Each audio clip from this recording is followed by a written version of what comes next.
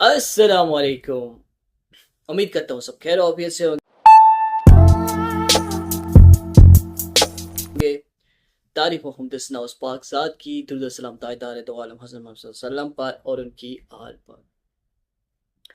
आज सबसे पहले दो चार पाँच में पॉइंट्स जो मैं डिस्कस करूँगा। सबसे पहले जो पॉइंट वो डिस्कस करूँगा वर्क वीज़े के हवाले से कि काफ़ी मुझे कमेंट्स वगैरह भी आए थे, परसों भी आए थे, कल भी आए और आज भी आए थे। और उसमें मुझसे ये पूछा गया कि हम जब भी अपने जो है ना एजेंट है या एजेंसी से पूछते हैं, वो कहते हैं हमने सबमिट करवा दिया हुआ है, तो हम अपना स्टेटस कैसे चेक कर रहे हैं हमें पता नहीं है। क्योंकि होता है, इस तरह होता है इनकेस जब एजेंसी वालों को कॉल की जाए वो फिर आगे से अलग अलग किस्म की कहानियाँ सुनाते हैं। तो फिर काफ़ी हद तक जो ना लोग परेशान हाल हो जाते हैं। फिर देखते हैं क्योंकि अभी आजकल से जो ना माहौल इस तरह का चल रहा है और दूसरे नंबर के ऊपर सीन इस तरह का बना हुआ है जो ना लेट की वजह से।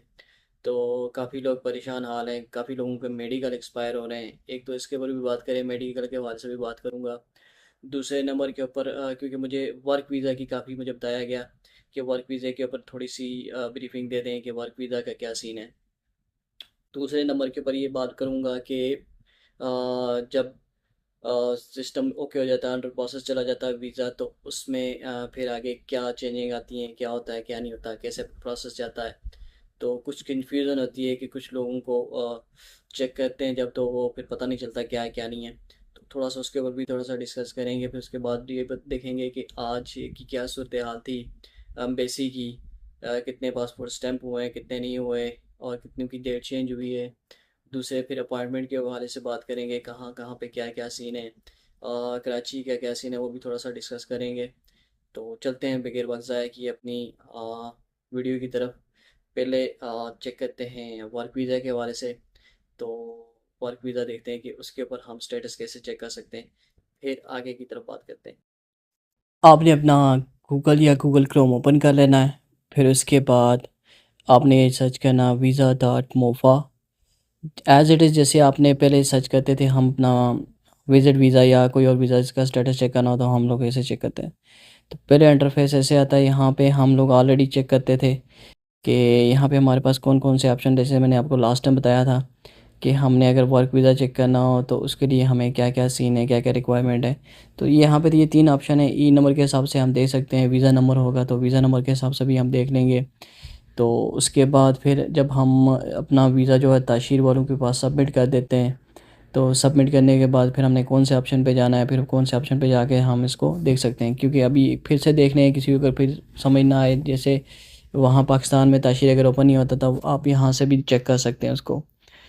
तो आप यहाँ पे जाके सिर्फ ऑर्डर नंबर पे ई नंबर लिखिएगा, फिर नीचे पासपोर्ट नंबर लिख के, पासपोर्ट नंबर लिखने के बाद जो इमेज आइकॉन के ऊपर वो बना हुआ है कैप्चे, वो आपने वो लिखना है और फिर ओके कर देना, फिर आपका शो कर जाएगा। अभी हमने चेक करना है वर्क वीज़ा, तो इसके लिए हम जाएंगे तीसरे नंबर वाले ऑप्शन के ऊपर। वहाँ पे हमने क्लिक करना है। क्लिक करने के बाद visa dot MOFA dot S A visa personal. तो पहले जो हमारे पास पहली ऑप्शन आ रहा है उसके ऊपर हमने क्लिक करना है। क्लिक करने के बाद हमारे पास इस तरह का इंटरफेस आ जाएगा। तो सम टाइम अरेबिक रहता है, सम टाइम ये चेंज हो जाता है, किसी किसी के पास चेंज होगा, किसी के पास नहीं चेंज होगा। लेकिन कोशिश करिएगा कि शायद इंग्लिश ऊपर से जाके वहाँ से आपके ई जहाँ पे लिखा हुआ वहाँ से चेंज हो जाए। सबसे पहले ये है कि आपका यहाँ पे चेक करना है कि आपका कंट्री कौन सा है। फिर आपने सबसे पहले पाकिस्तान को सिलेक्ट कर लेना है।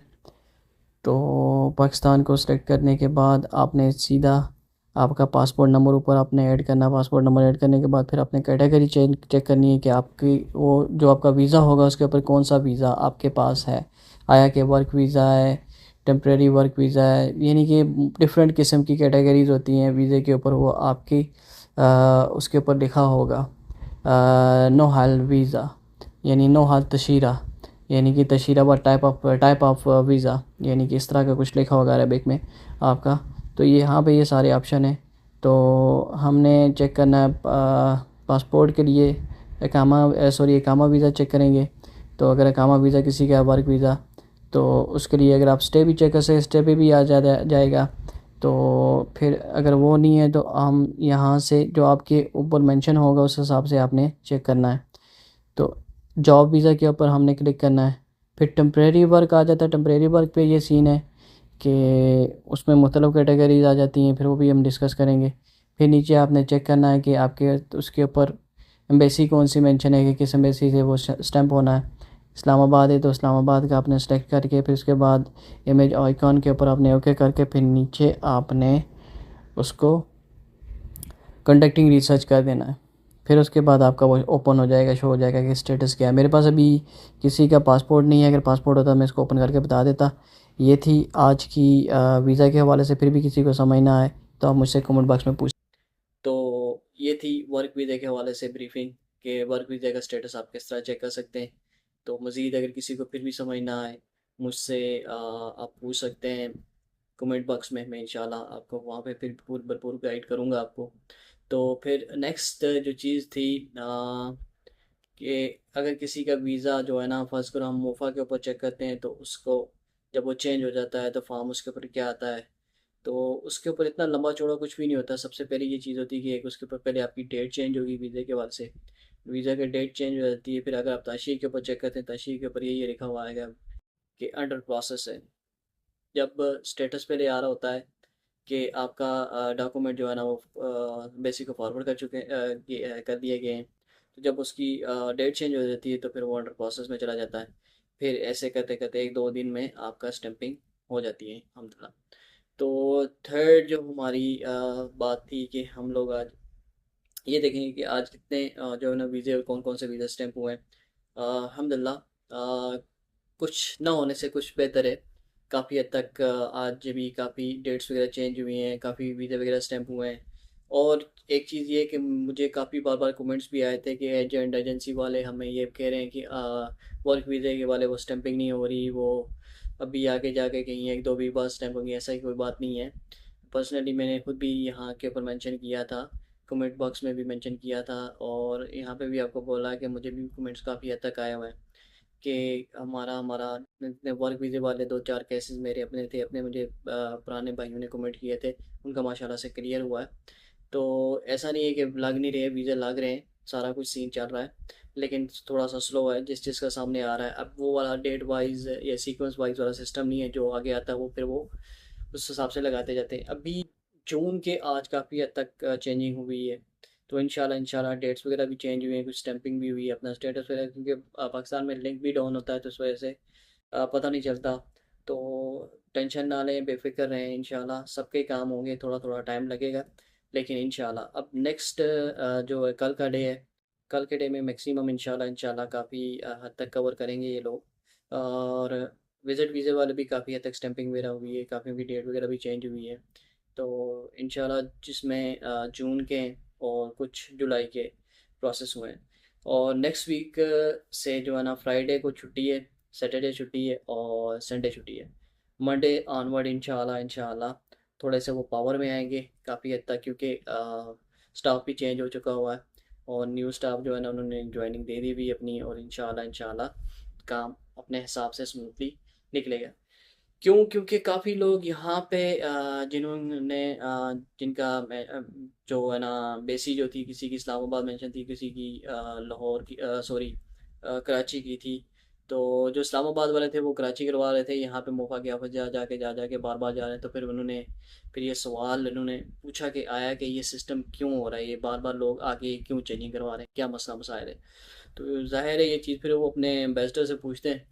तो फिर उन्होंने फिर थोड़ा सा उनसे पूछा है, तो इंशाल्लाह अब काम उसके बाद काफ़ी हद तक क्लोजिंग पे जा रहा है। इंशाल्लाह इंशाल्लाह आने वाले कुछ दिनों के अंदर अंदर आप देखेंगे कि बिल्कुल क्लियर हो जाएगा। तो अल्लाह पाक से दुआ यही है, तो क्योंकि दुआ कर सकते हैं तो इंशाल्लाह ये सारे काम इजीली हो जाएंगे। हम लोग टेंशन लेते हैं, हम परेशानी में आ जाते हैं, क्योंकि हमें बहुत सी चीज़ें सुनने को मिल जाती हैं। मैं पहले कह रहा हूँ कि सुनी सुनाई चीज़ों के ऊपर गौर मत करें, अपने आप को टेंस मत करें, बिल्कुल रिलैक्स रहें। इंशाल्लाह जिस दिन आपका खाना दाना पानी कहीं और जगह पे लिखा होगा उस दिन कोई भी नहीं रोक सकता। मैं बार बार यही कह रहा हूँ। तो इसलिए रिलैक्स रहें बिल्कुल, ना खुद टेंशन लें, ना अपने हस्बैंड भाई बहन बाप जो भी आपके यहाँ पे उनको टेंशन दें। तो खुद भी रिलैक्स रहें, उनको भी रिलैक्स रखें। तो ये चीज़ें थी आज की। और अपॉइंटमेंट के हवाले से, अपॉइंटमेंट का आज जिस चीज़ का इस्लामाबाद का मेंशन था, तो उनको तो आज सबमिशन नहीं हुई, उनको वापस भेज दिया गया।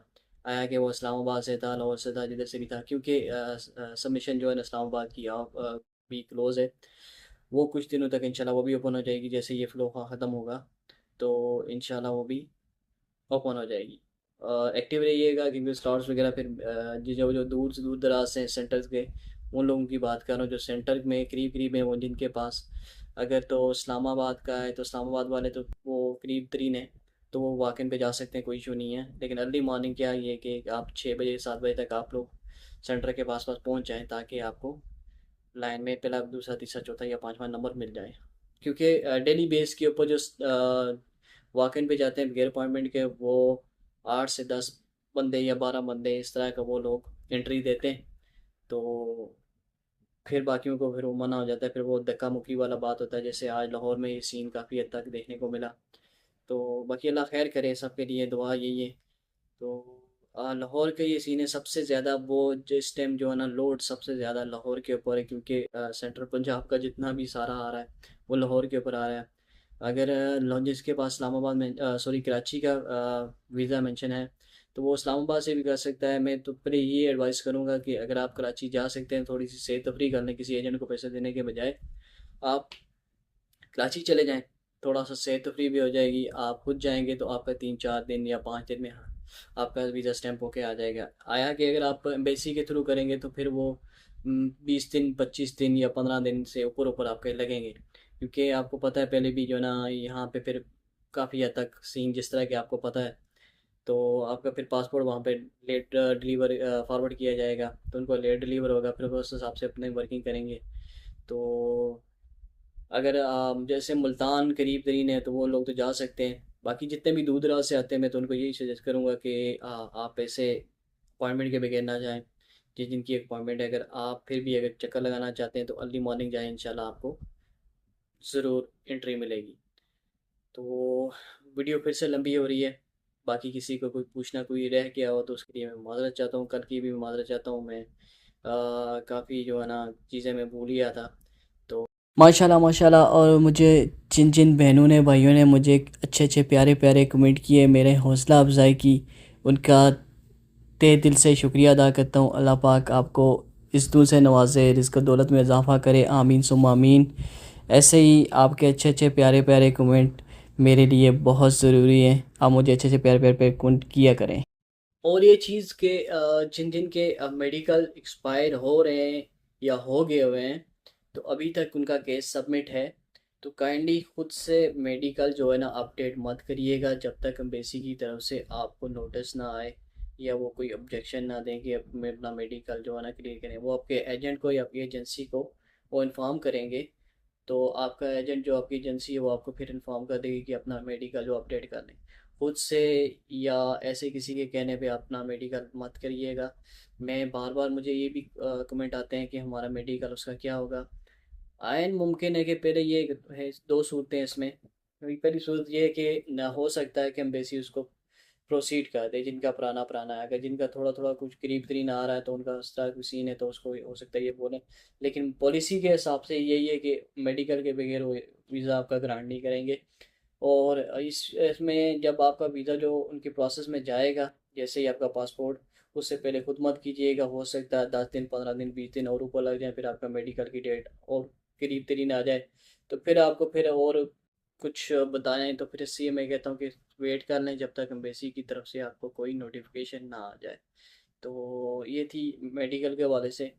तो ये बात फिर रह जानी थी, तो मैंने कहा इसको भी मैं ऐड ऑन कर लूँ।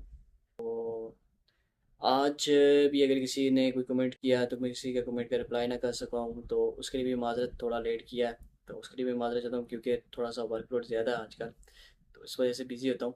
तो अपना ख्याल रखिएगा, दुआ में याद रखिएगा। हाँ, खुसूसी तौर के ऊपर अपने बच्चों का ध्यान रखें, बच्चों का ख्याल रखें। जिस तरह के आजकल के हालात चल रहे हैं, तो खुदारा अपने बच्चों को ऐसे बाहर मत जाने दें, बाहर मत निकलने दें, क्योंकि आपको क्या पता कि किस शख्स में कब दरिंदगी और कब हवस जाग उठे। तो इसलिए उनकी एहतियात करें, उनकी केयर करें, बजाय ये कि फिर बाद में पछताना पड़े। तो ये मोस्टली माँओं को चाहिए, बहन भाइयों को भी चाहिए, जो बड़े हैं तो थोड़ा सा उनको गाइड करें, छोटे बच्चों को भी बाहर मत जाने दें, एहतियात करें। तो इंशाल्लाह बाकी अल्लाह खैर करे। मिलते हैं एक नई वीडियो के साथ कल। दुआओं में याद रखें, अपना ख्याल रखें। फ़ी अमानिल्लाह। अस्सलाम वालेकुम। ऐसी और नई अपडेट्स के लिए काइंडली चैनल को सब्सक्राइब करें, लाइक करें और शेयर करना मत भूलें। जज़ाकल्लाह खैर। फ़ी अमानिल्लाह।